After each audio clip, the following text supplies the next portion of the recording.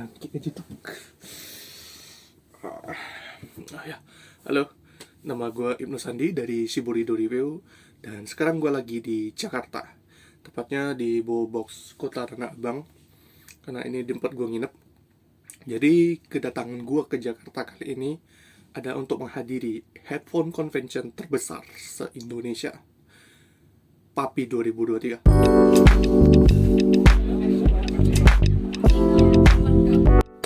Ya, jadi kalian pasti bertanya-tanya, apa itu sih PAPI 2023? PAPI, Mami mungkin. Jadi PAPI 2023 itu adalah sebuah singkatan dari Portable Audio Party Indonesia, yang diadakan di 2-3 Desember di Ashley Hotel Tanah Abang. Dan di situ di mana semua peminat audio dari portable audio hingga home audio itu berkumpul jadi satu event. Dan kalian di sana bisa mencoba semua perangkat audio dari IM, dari speaker, dari headphone hingga DAC M-nya mereka sendiri itu secara gratis. Jadi lu bisa coba apa aja di situ, tergantung kemauan lu mau coba apa, hampir semuanya ada. Dari barang terbaru hingga barang yang agak lama pun ada di situ. Jadi gue di sini kedatangan gue ya untuk mencoba berbagai IM yang nanti gue pengen share impresinya ke kalian via diri gue di masa depan, diri gue di tanggal 5 mungkin. Jadi nanti bakal ada penyampaian impresi dan mungkin untuk sekarang kita lanjut ke video short vlog kali ya. So,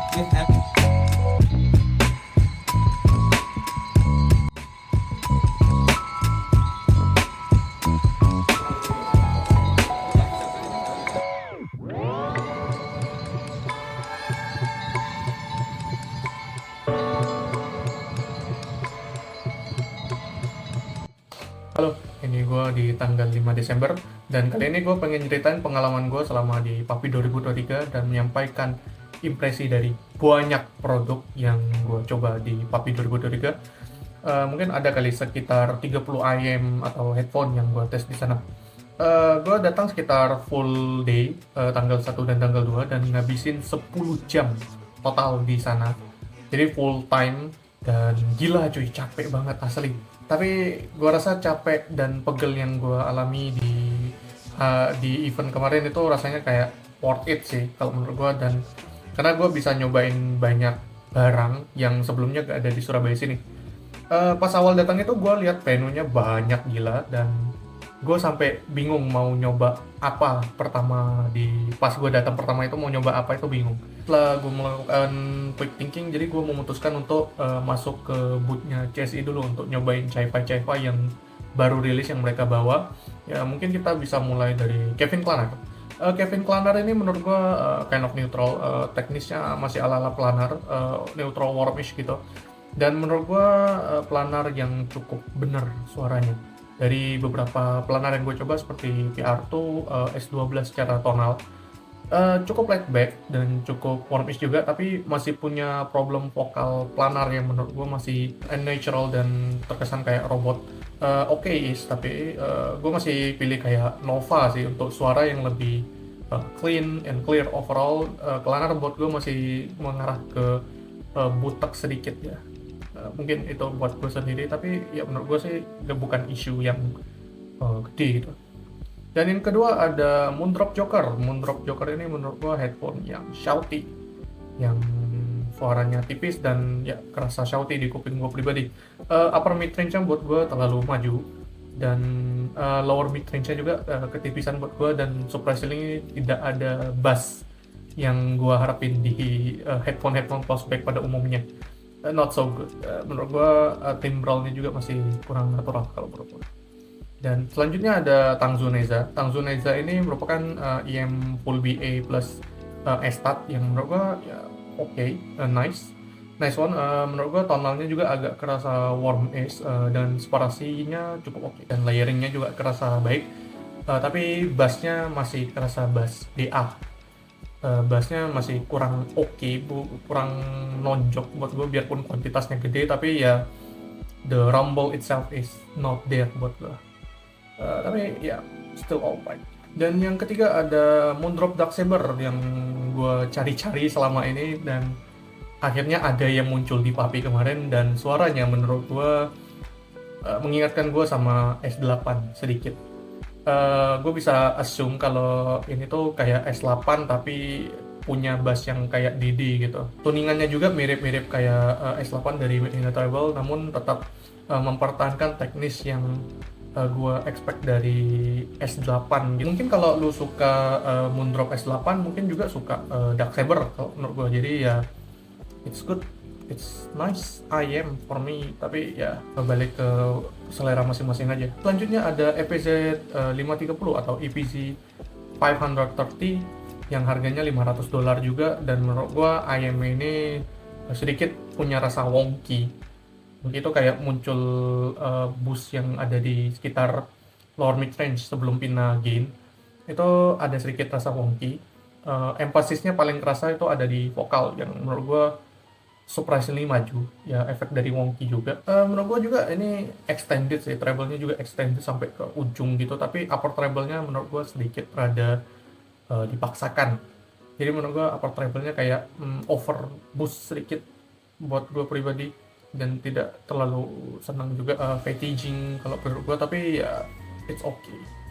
Teknisnya juga masih taraf $500 buat gua, masih bisa bersaing dengan Variation, dan mungkin menurut gua masih oke lah kalau dibanding Neza.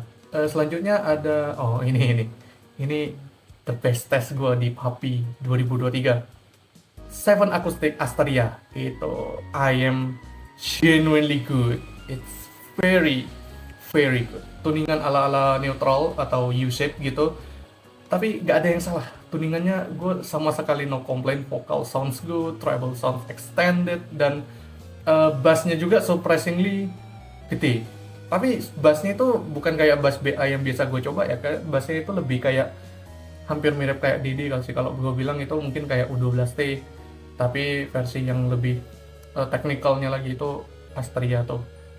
Dan disclaimer aja, tapi ini price tag-nya masih belum keluar, tapi gue dapat info dari yang punya investornya juga yang gue kenal, itu nanti katanya harganya bisa sekitar 50 juta gitu. Dan juga config-nya ini udah di leak ya kemarin sama Seven Acoustic-nya langsung, itu 17 BA, dan menurut gue ya it's very good. Selanjutnya ada Nightjar Singularity. Nightjar Singularity ini adalah salah satu IM produksi dari Singapura, masih temenan sama Symphonium dan Subtonic, dan menurut gue IM ini bassy. IM ini punya bass yang gede banget, tapi masih well control dari mid bass hingga sub bassnya, yang dan juga masih sangat full gitu. Kalau menurut gue surprisingly kompeten kalau dibanding sama IE900 dan IE600. Teknisnya juga rada mirip-mirip sedikit. Dan selanjutnya ini ada Aroma Audio V1. Aroma Audio V1 ini adalah salah satu IM yang dites sama BTM, Beyond Game Music, yang sempat jadi misterius IM yang bakal rilis, dan ternyata itu adalah Aroma Audio V1 yang harganya 70 juta. Tapi 70 juta somehow gue merasa IM-nya it's alright. IM-nya oke. IM-nya mungkin oke ya. Mungkin nitpick gue ada di bassnya sih, yang surprisingly biasa aja. Gak terlalu bagus-bagus banget kayak gue nyobain Nightjar Singularity, dan gue masih jauh lebih pilih Asteria daripada V1. Untuk harganya yang 75 juta, no, gue masih pilih Asteria untuk overall yang katanya harganya bakal 50 juta. Next. Dan di sini ada Fear Xenon 6 yang harganya sekitar $3.000 atau mungkin 45 jutaan. Surprisingly, Xenon 1 ini bad. Xenon 6 ini it's not good. Menurut gue vokalnya agak terasa mundur, dan surprisingly not detail dan fuzzy secara transient. Menurut gue ini ya low res sih, low res secara overall, nothing good. Dan jelas gue lebih pilih Asteria jauh dari, kalau dipasang di harga yang sama ya, Asteria kan 50, sementara Fear Xenon ini kan juga kan 45-50 gitulah, dan gue masih pilih Asteria. It doesn't compete at all. Xenon menurut gue gak bakal berkompetisi sama sekali. Dan ada Fear Radon 6, dan Fear Radon 6 ini in the other hand it's okay, it's good maybe. Bassnya jelas lebih bagus di Radon menurut gua dibanding Xenon ya. Dibanding Xenon, bassnya jelas bagus di Radon, lebih turun kuantitasnya di mid bass dan lebih well control dari sampai super. Jadi bassnya itu lebih kerasa full dibanding Xenon yang juga kerasa ya mungkin full juga, tapi ya terlalu banyak aja kuantitasnya sampai bloated gitu. Dan juga upper mid dari Radon ini menurut gua ada yang scooped di bagian pinagennya itu, dan vokalnya sedikit mundur ya. Mid range-nya tidak terlalu oke, tapi ya teknisnya it's alright, tidak separah Radon yang gue bilang low res gitu. It's alright. Nothing good, nothing terrible. Selanjutnya ada Jomo Instinct Emerald yang harganya juga $3.000. Ini merupakan rilisan baru dari Jomo dan suaranya surprisingly bloated, sama kayak Xenon. Mengingatkan gue tuh sama Xenon 6 gitu, suaranya ya kinda bloated, vokal yang recess dan sempit. Depth-nya juga masih kerasa kurang oke, tidak terlalu 3D-ish, feel yang sama kayak Xenon. Ya, itu yang gue bilang tadi, not great. Dan juga ada Jomo GT600. Jomo ini menurut gue ya, it's okay. Gue masih jelas pilih GT600 dibandingkan dengan Emerald yang menurut gue bloated. Dan bassnya di sini masih kerasa okean. Di Jomo GT600 ini bassnya masih kerasa oke. Mungkin sedikit shouty, sedikit dan thin sounding dengan teknis yang oke. Gue gak banyak ngomong kalau masalah teknis di IM ini. Mungkin cukup berbeda jauh kalau dibandingkan dengan again Asteria dengan harga yang setara gitu. Dan yang terakhir dari line up Jomo ada Jomo 308 atau Jomo 308. Itu harganya sekitar $1.000, dan gue merasa ada feeling sibilance yang gue rasakan di IM ini. Agak terasa tipis, imagingnya juga terasa aneh dan agak wonky juga buat gue. Bassnya surprisingly gak ada depth, bahkan kerasa lebih parah dibanding bass BA yang biasa gue denger gitu. Dan selanjutnya ada VA Phonics. VA Phonics ini harganya sekitar $3.800. It's good, it's good, it's nice. Gue rasa untuk ukuran 13 BA ini lumayan good. Vokalnya masih kerasa natural buat gue, cuma ya problem yang sama dengan full BA. Bassnya ya masih kayak biasanya lah, kayak bass BA yang biasa lu denger gitu. Teknisnya cukup bagus. Mungkin berkompetisi untuk harga 3.800 gitu ya. Resolving dan cukup oke. Lumayan, aku suka. Dan selanjutnya ada VX yang harganya $3.000. VX ini gue anggap sebagai second best test gue di Papi 2023 ini. Soalnya emang suaranya lumayan good banget. Bassnya itu yang gue seneng banget. Bassnya deep, dalam banget, dan kontrolnya juga sangat baik. No complaint dari low hingga high, dan menurut gue ya mid-nya juga cukup oke, dan upper mid-nya pas, gak ada yang shouty dan lain-lain. Treble-nya juga oke. Dan teknisnya juga bagus, very resolving set, dan teknikalnya juga gue punya, apalagi untuk sekeras hybrid. Second best try gue. Dan kali ini ada Sony ERM7, dan menurut gue Sony ERM7 ini ya oke, nothing good, nothing terrible, cukup baik. Tapi gue masih suka ERM9 yang lebih punya resolving set dan performa yang lebih baik secara overall. Dan gue juga masih prefer Symphony Meteor untuk config yang sama juga. Dan selanjutnya ada Shure KSE 1200, dan ini adalah IM real estate-nya dari Shure. Dan menurut gue ini teknikalnya top tier. Estat gue, Estat is good. Masalah teknis, tapi untuk tonalnya sangat tidak natural. tonalnya sangat-sangat aneh kalau menurut gue, dan tidak jelas, tidak masuk buat gue pribadi. Karena masih ada yang beberapa yang off di upper mid range itu yang menurut gue tidak terlalu good, dan juga cukup menjadi problem buat gue yang senang teknis. Ya okean, ini gue seneng ini, tapi ya tonalnya kind of big no. Selanjutnya ada 64 Audio Tia Trio. Tia Trio ini menurut gue sangat bagus sih. Mungkin best 64 dari seri Tia yang gue coba seperti Duo, Forte, itu Trio itu the best sih kalau menurut gue. Secara tonal dan technical, good tonality, dan teknisnya juga superior buat gue pribadi. Bassnya juga terasa lebih gebuk dan terasa lebih punya timbrel yang lebih natural dari Forte. Hanya saja masih belum bisa mengejar stagingnya Forte yang menurut gue itu top tier, top master class gitu. Dan selanjutnya ada Leisure EJ09. EJ09 buat gue cukup kayak punya. Lebih kayak update ke EJ07M yang menurut gue udah cukup bagus. Tapi gue masih prefer untuk stay di EJ07M aja. Soalnya menurut gue gak terlalu jauh banget kalau mau ke up ke EJ09 gitu. Dan selanjutnya ada Moondrop Beautiful World.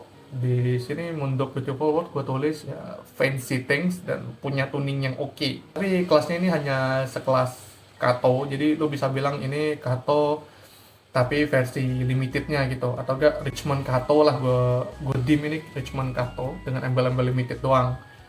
Jadi kalau lu nyari pure sound ya jelas jangan keluarkan 12 juta hanya untuk Beautiful World, karena menurut gue sangat tidak worth it kalau lu mau cari sound doang. Selanjutnya ada EPZ Key 5. EPZ Key 5 ini oke, tonalnya good, yang menurut gue tidak ada yang menjadi problem utama, cukup oke. Dan buat $90 menurut gue ini oke, good. Mungkin bisa jadi alternatif bagi lu pada yang nggak terlalu senang sama Aria 2 mungkin. Dan kali ini gue pengen masuk ke headphones, dan di headphones ini gue nyobain headphones banyak juga, kayak headphone vokal Clear MG dan Spirit Torino Rodiante, dan gue pengen jabarin satu-satu di sini. Ada headphone V2. Headphone V2 ini merupakan update dari headphone yang pertama. Kalau lo belum tahu, kalau headphone itu pernah bikin headphone driver AMT Air Motion Transformer yang pertama di tahun 2020. Dan di 2023 ini mereka melakukan update lagi, yaitu headphone V2. Tapi impresi gue untuk headphone V2 ini cukup sensitif. Dia punya note tonal yang neutral-ish, dan yang paling gue highlight di sini ada teknisnya yang very good. Bahkan bisa bersaing dengan planar-planar top tier kayak HE1000 SE atau Aria buat gue. Dan gue juga masih prefer headphone V2 dari Aria. Namun mungkin gue masih mengunggulkan HE1000 SE dari semua perbandingan di sini. It's a good one. Dan selanjutnya ada ini Spirit Torino Radiante. Ini headphone lantang sih kalau buat gue. Ini ya dia sounds unique, oke. Suaranya tuh unik, gak ada yang bisa ditiru sama headphone yang gue coba yang cenderung neutral atau warmish atau ini unique sound. Tapi unique soundnya di sini itu absolutely terrible, jelek banget suaranya. Ya itu, karena kenapa gue bilang jelek, ya headphone ini ya kerasa off sounding gitu. Jadi di frekuensi fundamental kayak 200 Hz, 500 sampai 1000 gitu, itu it's really fucked up di bagian sana semua. Jadi lu kayak dapat hums di mana-mana gitu, di setiap frekuensi itu kayak di boost semua. Ya jadi suaranya jadi ya kerasa aneh. Soalnya semua sektor itu jadi kerasa aneh, wonky, boxy, dan ya hal negatif apapun yang bisa lu bilang buat Radiante ini bisa dipakai gitu. Menurut gua ini worst try di Papi so far. Dan satu lagi ini Spirit Torino Super Legra. Ini juga sama kayak Radiante. Ya suaranya juga aneh, unique sounding tetepan, tapi ya itu unique soundingnya Spirit Torino ini menurut gua it's a garbage thing. Itu sampah, dan menurut gua it's not good.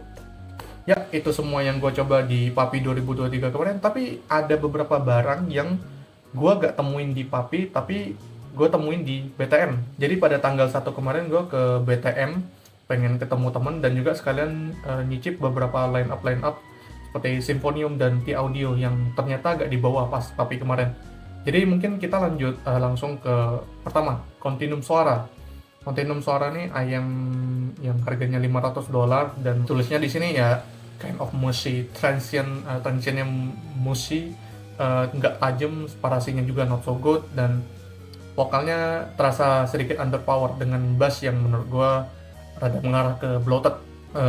Gue juga masih milih variation untuk harga segini gitu. Yang kedua ada Dunu Zen Pro yang harganya $750. Dunu Zen Pro ini adalah salah satu IM single dynamic driver dari Dunu, dan menurut gue masih satu level di atas Twilight. Zen Pro lebih punya micro detail yang lebih keluar dibanding Twilight yang somehow kerasa turun. Cukup bersaing dengan Twilight. Kalau lu mau single DD agak mahal tapi lu gak bisa beli Twilight, itu mungkin Dunu Zen Pro bisa jadi pilihan. Gue pribadi masih senang Twilight dibanding Zen Pro kalau mau yang agak santai, karena menurut gue Zen Pro ini lebih agresif dan cenderung tipis buat gue pribadi. Selanjutnya ada T-Audio Hype 2 yang harganya $300, dan menurut gue T-Audio Hype 2 ini neutral with bass boost. Ya ala-ala tuningan T-Audio lah. Kalau lu pernah dengar kayak Monarch Mark II Oracle, itu suaranya mirip-mirip. Kind of okay menurut gue. It's okay. Tapi menurut gue pribadi masih okean Blessing 3 kalau untuk harga sini.